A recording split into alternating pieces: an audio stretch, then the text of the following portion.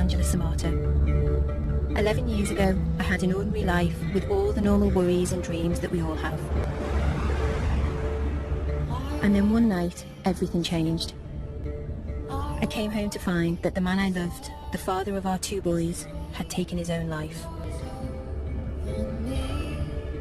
Since that day, I've been learning what it means to lose someone you love to suicide, and why it's a very different kind of grief to any other. I'm going on a journey around Britain to meet people like me who faced a similar loss, and to try to break down some of the stigma and the fear that exists around suicide. Because if there's one thing I've learnt, above all else, it's that we have to talk about this. It's really important that we talk.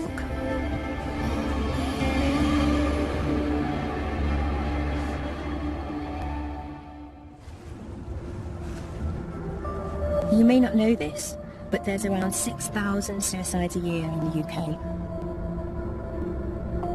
And every year, there are thousands of people like me who are left behind. And we often feel isolated, as if we shouldn't really talk about what's happened. Luckily, I have a family for whom talking has never been a problem. Since my partner Mark died, every Sunday, my mum Jenny comes round to my house in Birkenhead to cook lunch for the whole family. The more concerned she is about us, the more food we get.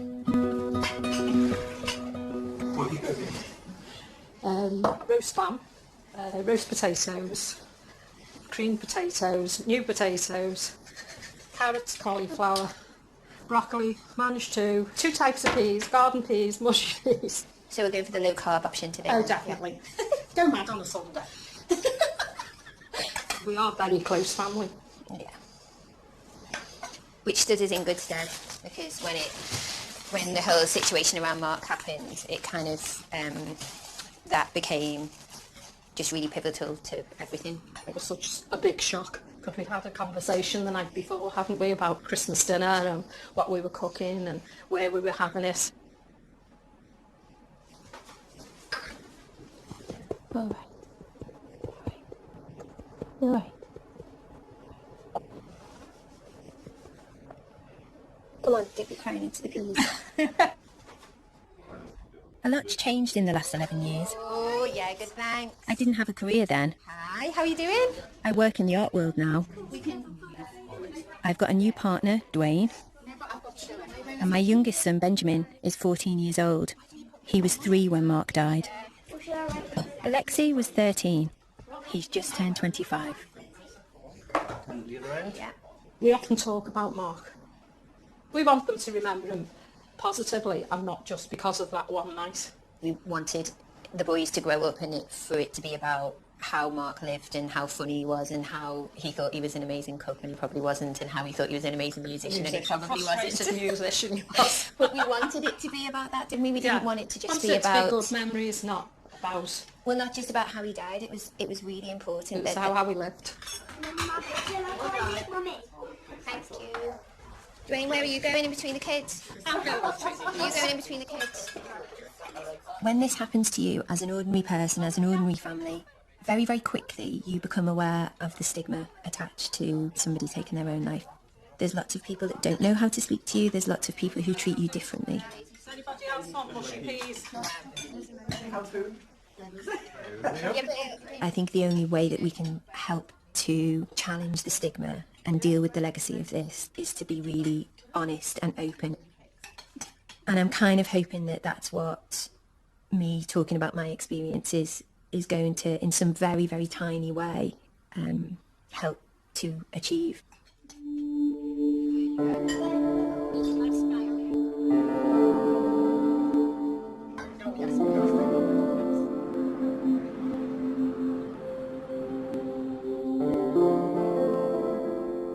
I think we were probably both 16 in this picture, and it was when we kind of not long started dating, and we thought it would be great to go on this day out to Southport, I think it was.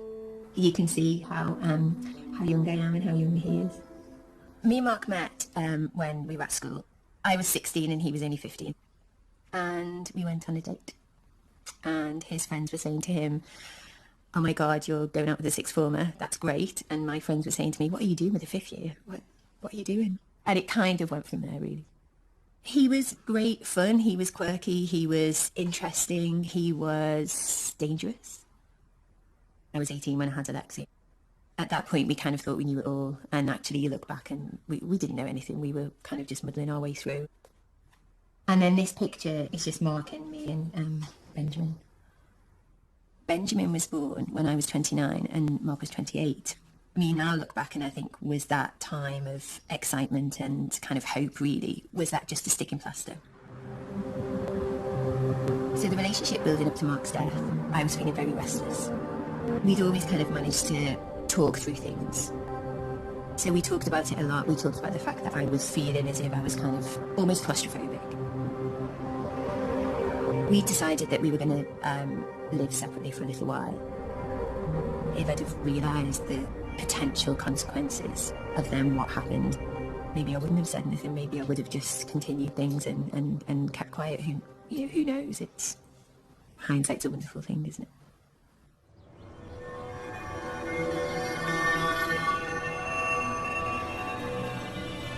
This is the park that we used to come to a lot, and the house where where Mark's death occurred is actually just over the way there. I haven't been back here for years. It's mixed emotions, definitely.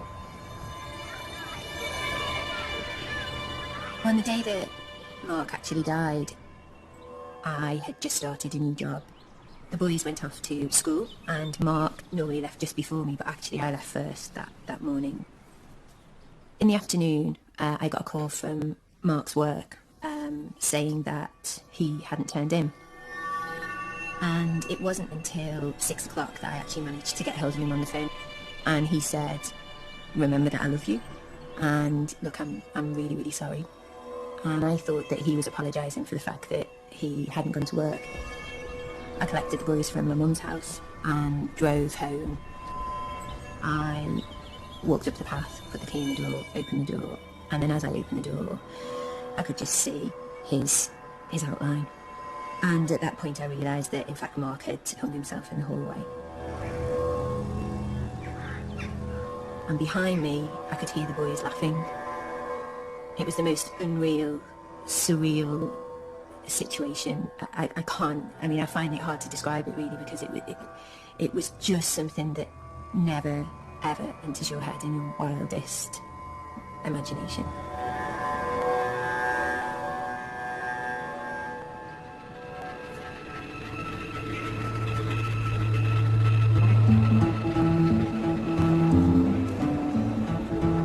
Mark's death was devastating for me, but as I've since discovered, it wasn't unusual. 4 out of every 5 people who take their own lives are male, and suicide is the biggest killer of men under 50 in Britain. But I didn't know any of that 11 years ago. I was just one of the many people left in shock, with very little guidance about where to go or who to talk to. It wasn't until about 9 months after Mark died that one morning I woke up and I felt very disorientated. I felt as if I didn't know if I wanted to sit down or stand up or eat or drink, or just felt very, very disorientated. Fortunately, I found a support group known as SOBS. At first, when I saw the acronym of Survivors of Bereavement by Suicide, I genuinely didn't know what to expect. I think for me, when I lost my son, and I look back now, and they were very dark days, and I was just desperate for help in how to deal with the feelings, the emotions, the unanswered questions. And I get loads of support. I've got wonderful friends and family. But sometimes I think, do they really understand us? Do people understand? Because I think that death by suicide is horrendous, and it's worse than any other kind of death, I think. Well, I used the word a few years ago, but a tsunami of grief hits you. Yeah. You think you're doing all right, you're having an all right day, and then wham. Yeah. And Some of the people here have been coming to the support group for many years. Others, like Rebecca, are much more recently bereaved. I can't understand why my husband's left my children, and I see the pain in their faces. I don't know, you can write a letter to your children and then take your life. How old are they? 14 and 18. How long has it been? 5 weeks. It's just very recent, isn't it? Yeah. I feel guilty in that I should have recognised that he was Yeah. in that dark place.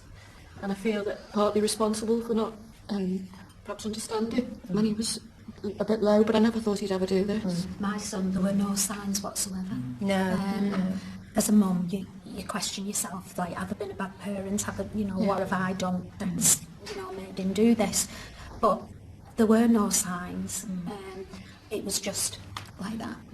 I remember going to the group. Losing someone in this way is a very specific type of bereavement. We experience emotions that are very specific to suicide.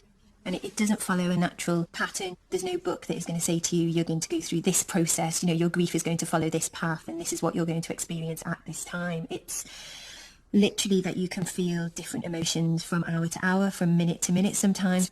It is different. And that you can go for a little bit and you're all right, and then all of a sudden it smacks you again. What you're supposed to do is you stay in bed all day and just hope it's all going to go away. You feel like that? Because believe me, I do. And yesterday I thought to myself, what is the point? What is the point to all this? There's something about being bereaved by suicide and the fact that that person that you loved and that you knew, or you thought you knew, has taken their own life back by their own hand. Coming to terms with that can be very, very difficult and can be a very long road. If my husband had had a heart attack, been murdered, knocked off his bike, although it would have been desperate, I could perhaps, it was out of his hands. But it's the thought that morning he got up, he made me a cup of tea in bed, he had his breakfast, he washed his dishes, he emptied the dishwasher, he drove to work, and 3 hours later he was dead. And that's what I find very, very hard to understand. Grief is unbelievable. I can't tell you how painful the grief. It's like you've ever lost your wallet, or something happens and you get a shock, your heart stops. That's it, but it's constant. And I want the world to stop, but it's not. It's carrying on, and that's it's very, very, very, very strange. When you openly talk about suicide, people are frightened of it, and that's not because people don't necessarily want to understand it. It's because for a long time those conversations haven't been happening. SOBS is just ordinary people who have been bereaved in the same way, who are willing to come along and share their experiences. We are trying in our small way to deal with the taboo of this subject. One of the questions that haunts you after suicide is why. Mark hadn't shown any obvious signs of depression, and like most people who take their own lives, he didn't leave a note. I've come to Glasgow University to meet Professor Rory O'Connor, one of the UK's leading experts on suicide, to see if he's got any answers for me. What a place to work. It's absolutely gorgeous. Great to meet you. Nice to meet you. So maybe we take a wee wander around. Yeah, great. For me, the big question after Mark died was why did he take his life? Our research can never answer the question of why a particular individual. So for example, we can't answer the question sadly why Mark took his own life. What we try and do is understand the common features of the suicidal mind. We speak to people who've tried to kill themselves. They try and understand the sort of factors which led up to why they attempted to end their own lives. And it's not a selfish act. Suicide is not a selfish act. It's an expression of unbearable pain. People take their own lives often not because they want to kill themselves, but because they want the pain to end. We talk about this constricted thinking, this tunnel vision, this tunnel logic, so that the person maybe is not necessarily looking outwardly distressed, but has decided themselves that for whatever set of reasons, and usually complex reasons, I'm going to kill myself. In a way, that's the end of their problems, because in their mind they find the solution. Professor O'Connor and his team have conducted tests with over 2,000 people who've attempted suicide.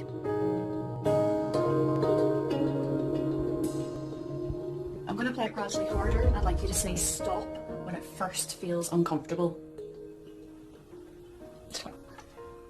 Let's just take it for a second, Karen. So this is a pressure meter, or an algometer. We exert pressure on people's hands, and what that does is get some sort of objective measure of pain sensitivity. Because what we think might be going on is that people who attempt suicide have a higher pain threshold. They can put up with more physical pain than the average person. Yeah, so this is a measure of pain tolerance. Okay. Stop when you feel it's becoming too uncomfortable to continue. Stop. The pain threshold test is one of many conducted at the lab, from which Professor O'Connor has built up a picture of the common factors that can lead to suicide. But this is us trying to piece together the sort of pathway to suicide. How is it that some people develop suicidal thoughts and others don't? And so what we think is vitally important is if you're feeling defeated and humiliated and you feel that you can't escape from that, you feel trapped, you're much more likely to become suicidal. In particular, this sense of being trapped. So if you've got that defeat plus a feeling of this conical, constricted view of the world, then that seems to be a pretty kind of lethal combination. Absolutely. I'm just wondering, when you're looking at things like entrapment, it must be such a subjective thing. How do you even start having that conversation? Well, what we use are established questionnaires, which I'll just show you. It's 16 questions. And crucially, we don't just look at one question. They come together into an overall score of how trapped you feel. So we've got, I have a strong desire to escape from things in my life. I feel powerless to change myself. I would like to escape from my thoughts and my feelings. They feel like very, very poignant questions. Do people sometimes find them very difficult to answer? We've been doing this work now for 20 years, and in general, people are really glad that somebody's asking about them and trying to understand why suicide happens. Professor O'Connor's commitment to answering that question is more than just professional. Like me, he's lost someone to suicide. 6 years ago, a very close friend of mine took her own life, and that really was just devastating, and particularly devastating because I've been working in this area for so long, and I just felt such a failure that I'd let that person down, and that we were really, really close, and basically, why couldn't I have prevented her suicide? What it really highlights to me is, yes, as a researcher, I understand the importance of objectivity, but it's more personal now, really, really much more personal now.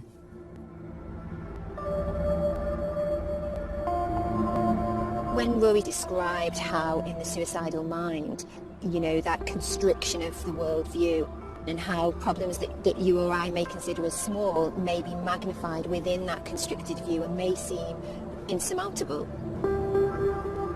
I could just kind of feel myself really, really relating to that and just wondering whether that was how Mark's view of the world had changed.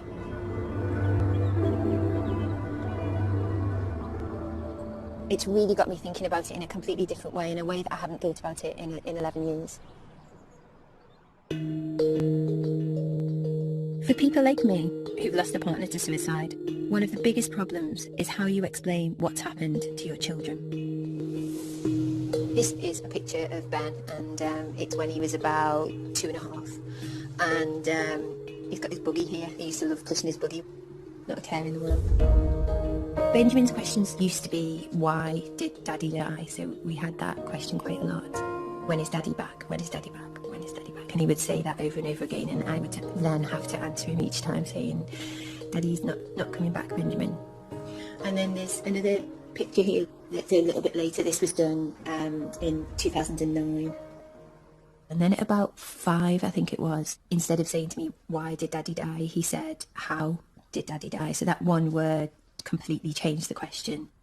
So I said to him, do you know when Mummy tells you that you can't tie a scarf around your neck tight? Why do I tell you that? And he said, because it'll stop me breathing. And I said, well, Daddy knew that if he tied something very, very, very, very tight, that it would stop him breathing and he would go to heaven. So that's what happened to Daddy. And he said, okay. I just remember that moment.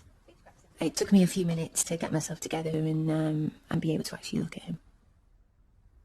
My fear for the boys was that although I always wanted to talk very openly about their father with them, I also didn't want it to become an option for them. So it continues to be a very, very fine line between having the conversation that I feel very strongly should happen, and yet not having the conversation to the point where it becomes so normalised that it becomes like an okay thing to consider.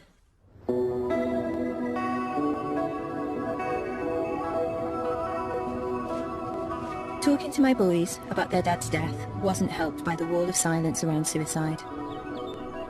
But now, a few people in the public eye are starting to speak out about their experiences.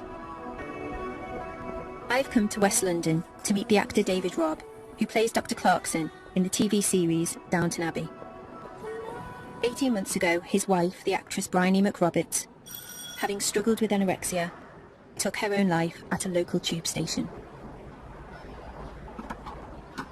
Hello. Hello. Come in. Can I interest you in a tea or a coffee? I would love a cup of tea, please. Right. That'd be great. Come Thank through to the you. kitchen. Thank you. That's great. Thank you very much. Do you want to come through? Yes, please. Yeah. I'll follow you. I don't know. I'm on your turf. These are sort of, well, random photos. So, this is Bryony, about 5-6 years ago. Pretty lady. Absolutely beautiful. So she's about 50ish then. Wow. She doesn't look anywhere No. near 50. And that's the play that we met in. Betsy. So there she is, 18, me 28. We had this love scene. And did it just last a bit longer each night? It or? sort of did, yeah. She had to That's grow up in it. In the amazing. last act, she had her hair up. I always remember. And I used to have to stand behind her, walking on stage at one point. And I loved the back of her ears. I can remember quite clearly sort of falling in love with the back of her hair. Really? Yeah, a long time ago, 1975. How long is it since your husband died? It's a little while now. It's 11 years. You found Mark, didn't you? Yeah, I did, yeah. I can't imagine the level of shock that must have involved. I had the opposite. Bryony left the house before I came down in the morning and didn't come back. And then the police turned up Really? at about 4 o'clock in the afternoon because she had my Oyster card, my ticket thing. And I was advised by the police and the coroner not to see her body. So I never saw her. She just walked out of my life. So it's as if she's been erased in a nuclear explosion. Yeah. That's a very weird thing. And when I think of the memory, the physical memory and the smell of her and the back of her ears and all of the things that made her unique are no longer exist. How? Because I touched them for 38 years. And that's difficult. Really difficult. Really difficult. I have the opposite in that the last time I held him was when he'd already passed away. And so although my head can compute that it was, I know that it was very real and all of that, it still has that same surreal sense that you have. So it's small comfort. It must have been so difficult for you to go through such a private time so publicly. It exploded in the media. Yeah. Only for 24 hours, but it was huge. Yeah. And you suddenly realise that it wasn't just the people that you invited to the funeral that were going to pitch up. There were going to be hundreds of other people. Yeah. And in some ways that was rather magnificent. It was stupendous. And if she'd seen, everybody said, God, if she could see. Yeah. Yeah. I had a supermarket thing where a total stranger came up and said, I'm so sorry. I just want to say I've always used to see you and your wife in here on a Saturday morning, and I know what happened. I'm just so terribly sorry. Well, that's very touching as well. Yeah, of course it is. For me, 18 months was a really difficult time because it felt as if everyone else's life was carrying on. Well, everybody else And I gets think used that's to it. what I found And they should, found difficult. because it's quite right that people are getting on and not forgetting, but it falls into some kind of perspective. But it's not really falling into perspective for me. Yeah. You kind of think, so who was this person that I was with? Because she wouldn't have done that. And I don't think there's any real coming to terms with that. You just have to somehow live with it. Tell me it gets better. Yeah, I can absolutely promise you that it gets Really? better. Yeah, absolutely. I've lost the person who was a rock for me. And in terms of taste and being a homemaker and a brilliant partner and a glamorous woman.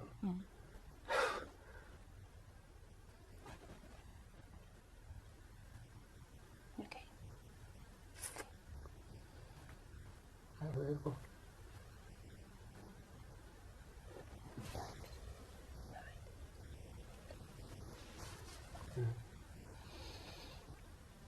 So it goes round and round, doesn't it?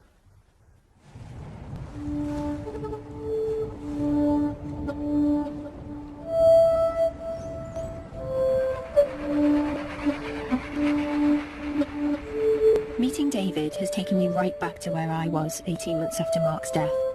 when I was still lost in the sense of utter disbelief that the person I thought I knew could take their own life. It makes you feel as though you'll never be able to fully trust anyone or anything ever again. When you're in that place, it feels impossible that you can ever rebuild your life. But my experience is that you can, if you can talk about it.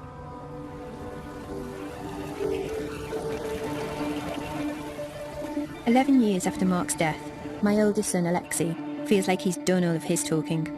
His dad was a keen amateur guitarist, and Alexei now expresses himself as the drummer of the band I Alone.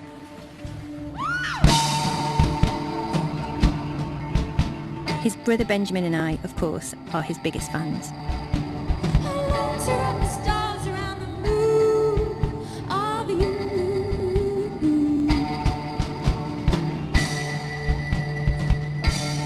Alexei started drumming when he was about 14. I don't know whether some of it was because he'd not long lost his dad or whether it was just something that would have happened naturally anyway. But now he's been drumming for 10 years and you can tell he loves it. As a parent, you kind of live for those moments where you see your child just completely absorbed in what they're doing and just completely enjoying what they're doing. And you get a real sense of that when you see Alexei drum.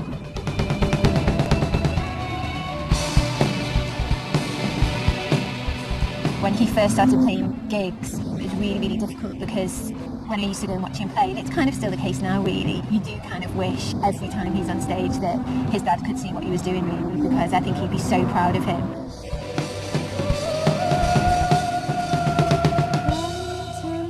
Nights like tonight, he would have loved this.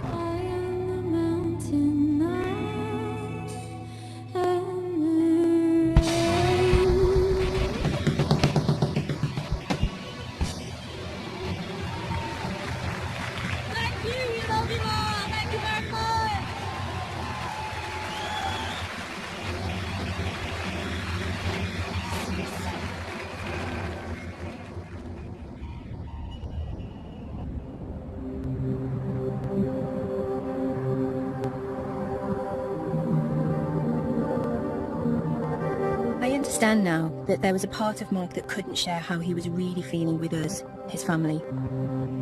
But I've often wondered whether things might have turned out differently if he'd been able to get away for a bit and speak to someone else. Here, in a residential street in North London, there's an organisation called the Maytree, which offers that option to people who feel suicidal. I've come to meet Angela Rodriguez, who's worked here for the last 8 years. Hello, is it Angela? It is. Hello. Angela. Hello. Welcome to my Thank you so much.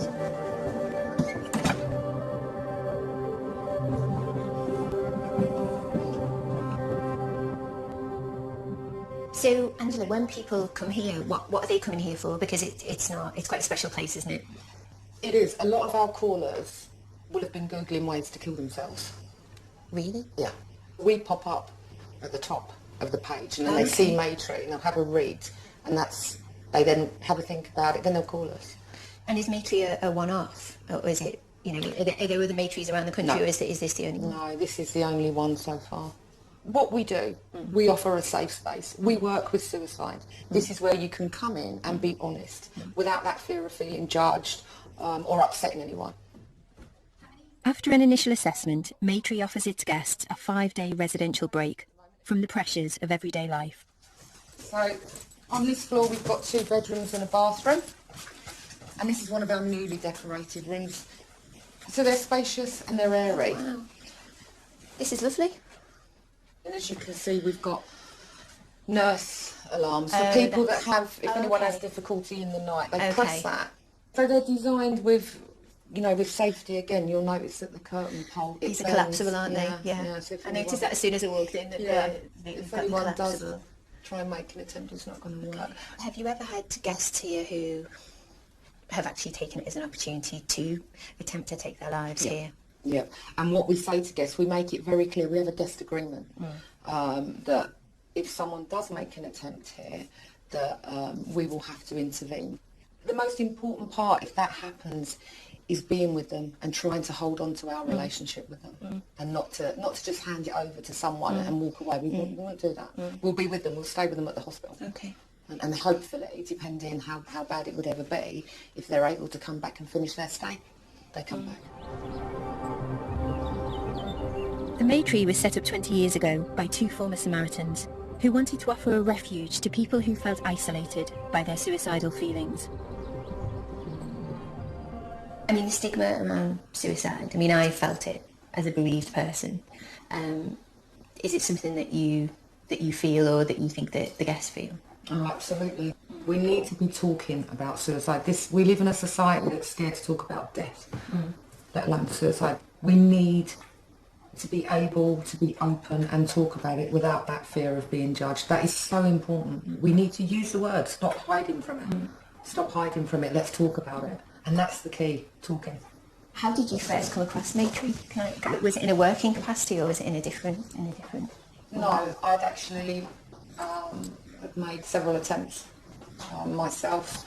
I'd been through the mental health system. I'd been in psychiatric units, and I struggled to find a reason to live. I mean, I couldn't even leave the house. I couldn't even take my children to school. How many children did you have then? I had three daughters, who were small. I suppose we're on opposite sides of the fence, because I have wanted and thought about how Mark must have felt just before he took his life. That's been a major part of my bereavement and my grief, really, is trying desperately to understand how it feels to be in that place where you really are convinced at 100% that your children will be better off without you. I remember kissing my children. Good night.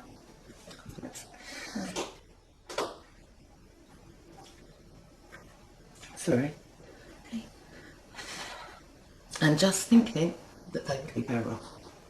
That they would not have to watch their mother. Not cope. You are in a box. Whichever way you turn, it's just blackness all around you. It's almost like being in, I remember times thinking, no, come on, there must be a way. And it's like being in treacle. You cannot move, you're rooted, and the world's just whizzing past you. You can't see. And that's what's so important here, because for someone that's walking through this door that is suicidal, at that point, they may never have had contact with someone else that is suicidal.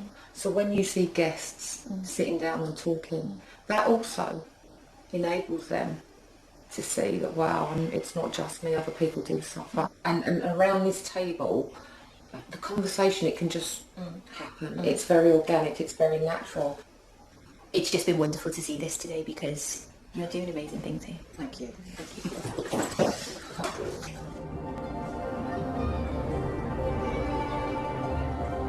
Almost all of Maytree's guests say that they suffer fewer suicidal thoughts and attempts after staying here.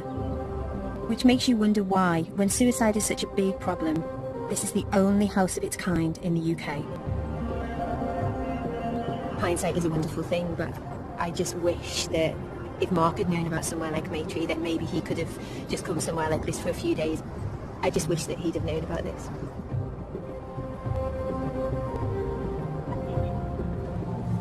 If the stigma around suicide can make it difficult for adults to talk about it, imagine what it's like being a child. When Mark died, my boys, Alexi and Ben, lost one parent and were left with me, the other, completely traumatised. While I did my best to let them know that they could always talk about what had happened to us, I'm interested in how other families deal with suicide, and I've come to meet the Ebdons, who live in rural Somerset. Somewhere like that. Farmer Simon Ebdon lost his wife Dominique to suicide 5 years ago, leaving him to bring up their 5 daughters on his own. 3 years ago, he met his new partner, Vicky. Where's your cassette? Here we are. I know. There we are. There's yours then. Do we need a bigger tree? Yeah. To fit it all on? They've kindly invited me to their home a few days before Christmas. Hello, hello. It's nice to meet you. Come through, and then you can meet the family. So, hi girls. Hello. So this is Rosie. Hello, Rosie. Nice to meet you. This is Molly. Hello, Molly. And that is Izzy. See? And there's Charlotte. Great to meet you. You're Em, aren't you? Just spotted all your pictures, they're gorgeous. Vicky came to live with the Ebden girls 2 years after the death of their mum, Dominique. When you first became part of the family, you weren't just dealing with Simon's grief, you were dealing with the 5 girls as well, and the baby was a baby. There were days when, you know, Mum's name would be mentioned and they would get upset, and Simon he would cry all the time, and the girls they just couldn't bear it. So it stopped them from crying. So they were too scared to cry because it makes Simon cry, and then it was just a vicious circle. I've come from a family where we do a lot of talking. I think it's important if you have something inside you that you let it out. Vicky contacted Winston's Wish, a charity which works with bereaved children, including those who've lost their mum or their dad to suicide. So when you went to Winston's Wish, tell me about that. They talked to us and told us about like the camp that the weekend we went, and then we went to it, and it was really fun because it wasn't actually much talking. It was, but they tried not to make it like upsetting. Yeah. We like had on the first day we did loads of activities like archery and we were in like groups. Each of us were in a different group. We did all the games first, so I think it was like a trust building thing. Yeah. And we all sort of like learned a lot about each other. Yeah. It sounds like stupid stuff, but no, but it doesn't matter. But you got to know each other first as kind of people. It was good because you realise that you're really not the only one. Yeah. Okay. Like, even though they say that you're not, like, you don't really know anyone. But then you go there and everyone's in the exact same boat. You struggled, Charlotte, didn't you? You found it really upsetting. You didn't like it. No. No. She still doesn't like it. Still doesn't like talking about it. Tell me why. I just don't think I want to. Okay. It's not that I don't want to. I don't mind talking about it. It's okay. It's just, it's upsetting. Yeah. This is Dominic. Let's have a look at this one. This is your one. Is this This the is one that on you? holiday. This is the one that you. Do you have this one in your bedroom? Yeah. My boys have pictures of their dad in their bedroom too. This is quite a nice natural photo, Yeah. which we only found a few days ago. Dominic, who was my best friend, person I loved, she was everything. Fantastic mother, you know. You never think she would do anything like that, you know. But obviously she was in a bad place, you know, and was just, well, couldn't take it any longer.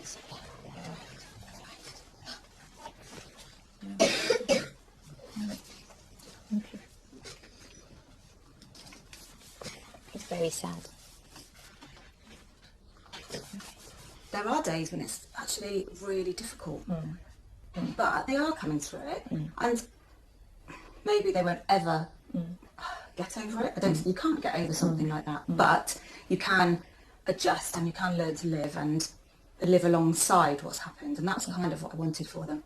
I just think from everything that I've heard today, the fact that you came into the family and enabled those conversations to happen, I think is probably the greatest gift that you could have given any of those 5 girls. Did you get those? No. And where's Rosie's? Lovely. But it all looks beautiful, doesn't it? Yeah. That's all right though, Anne. Can you put us back to you?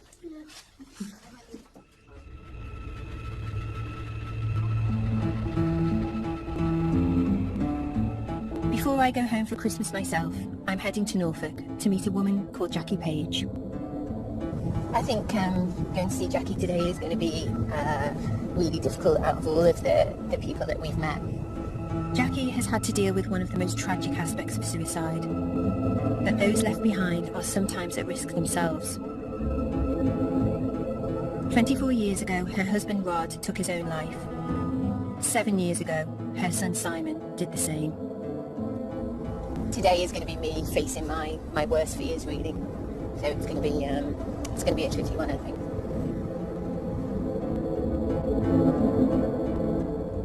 That was Simon when he was probably about 3 or 4 there with the snow with his rabbit, bless him. That was on holiday in Cornwall with Katie. And that was graduation day. We just asked someone if they'd take a photograph. That was 2001, so it was 6 years later, almost to the day that he died. Yeah. Wow. You lost your husband, Rod. He took his own life? In 1990. In 1990. It was very, very hard when he died. I was left with 2 small children, an 8-year-old and a 10-year-old. Simon asked me a lot of questions about how Rod died, but those were questions that he asked me a lot when he was much older. I would say when he was in probably his early 20s. And I've regretted at times actually telling him, because, you know, he said, how did Dad die, Mum? And obviously Rod hung himself. And I think, was I too open? Did I, you know? But I, as a parent, I've always been honest with them and open in that way. He went down to London. He wanted to go into finance. And then his troubles began, really. He'd ring me virtually every day. He'd got anxiety and stress with the job, and he started to become ill. But anyway, he came home, and even though he was so ill, we had 6 amazing months, really. And I'm grateful that I had those 6 months with him. The day that Simon died, I came home, I walked in the house, and his boots were by the door, and the light was on at the bottom of the stairs, and I just, he was there and at the top of the stairs. I just went absolutely hysterical, and I remember holding him. It was just horrendous, absolutely horrendous. I mean, for me, listening to you now, it is, I knew today was going to be difficult. Because... Are you all right? Yeah. My worst fear is that, you know, one of the boys would do the same thing. It really is my worst fear. You can't go through the rest of your life thinking that my circumstances aren't necessarily going to become your circumstances. There's no guarantees, is there? No. But if you keep talking to them, and I think that's the thing, really. You know, you keep having the conversations, don't you? And you keep kind of, you know, you keep the lines of communication open.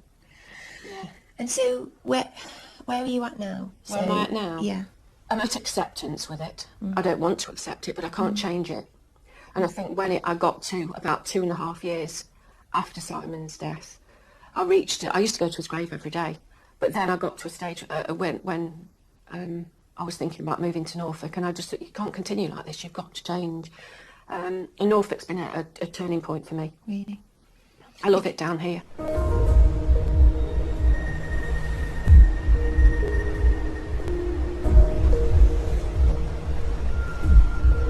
Since moving to the Norfolk coast, Jackie has started a new career and set up a support group for others who've lost people they love to suicide. What did you hope to gain by moving here, Jackie? Peace of mind, I think. Time for myself, some reflection time. It's been a turning point, really. I love the place. I'm home now. Yeah. I mean, it's so beautiful here, I can definitely see why. And I mean, life isn't wonderful all the time, is it? Nobody's is, but everything since I've been here has gone right. For me personally, it's been a healer, really. Yeah.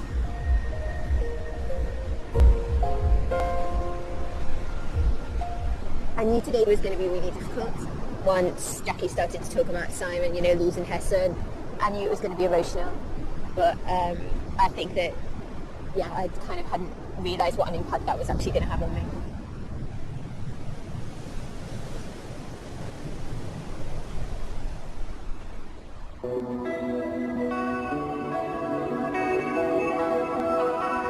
Before going home to see my boys, there's someone I'm keen to catch up with. I've been thinking a lot about Rebecca, who I met at the Liverpool support group. It's only 10 weeks since her husband Andy died.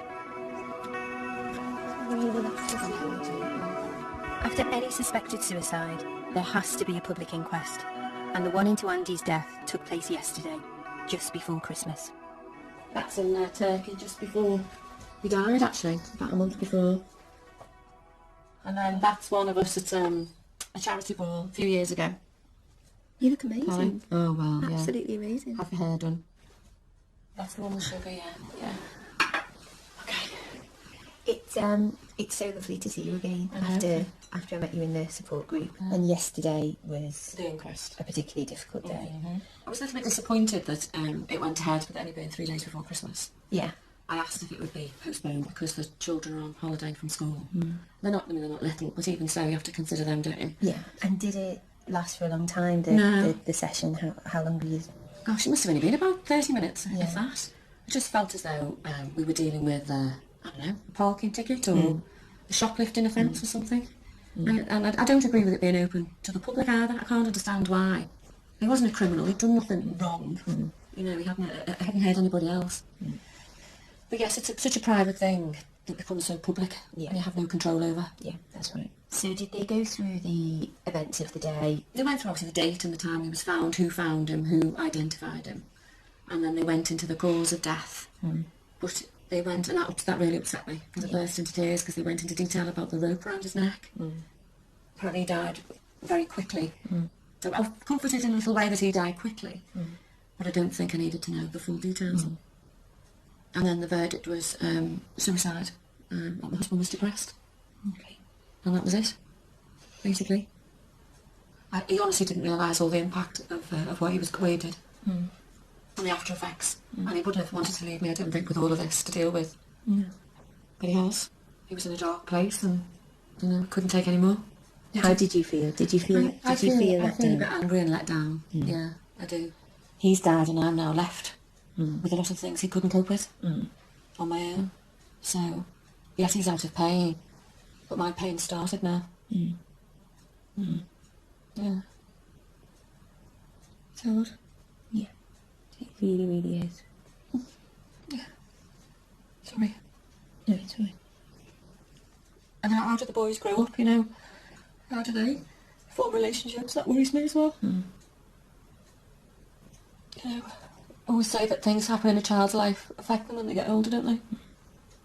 And that's what worries me, when they grow up. I think that is, for me, you've kind of just hit the nail on the head, really. For me, that is the most difficult part of the legacy of this, really, is we share the same fear, you know. I mean, I have to say, Rebecca, you strike me as somebody who is just incredibly strong. I mean, the fact that we're sitting here having a conversation today and it's the day after the inquest and it's only 10 weeks since you lost your husband. And the GP wants me to go in on the 5th of January with a 5-year plan. I don't quite know what the 5-year plan's going to be, because I can't think about what my next 5-minute plan is, never mind 5 years. A 5-year plan? A 5-year plan. Oh God, I don't think I could even do that now, let alone 3 months after Mark died.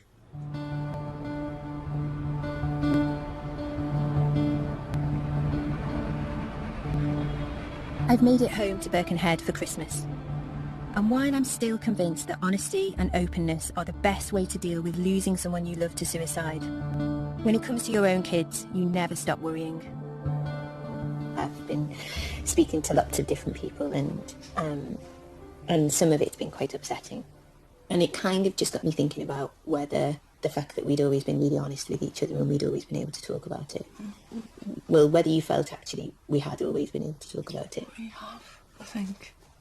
But yeah, on the whole, I think I've come to terms with it quite well. Yeah. Do you think you'll always have questions? No, I think I've asked all my questions. But again, I will ask the same questions because I forget the answers. You know what worries me about the way that Dad died, and it worries me that if you were ever feeling, you know, you kind of were struggling with anything, and I always say to you, don't I, that talk to you about it. Yeah. Do you think that because of what we've been through, you will always be able to talk to me about things? Yeah. I would always tell you, of course, but before I actually felt the need to do something. Yeah. So do you think that we're okay? Yeah. Do you think I did the right thing by telling you? Absolutely. Yeah? Positively. Thank you. Okay.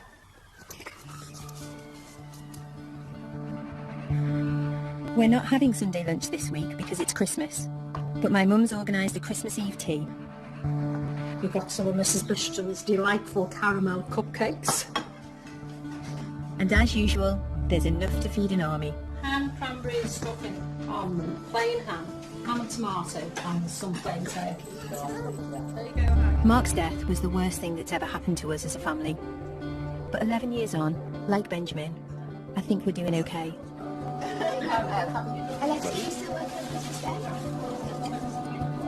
You don't ever get over losing someone to suicide. But if you can talk about it, then one day you can be happy again. More than anything, that's what I've learned.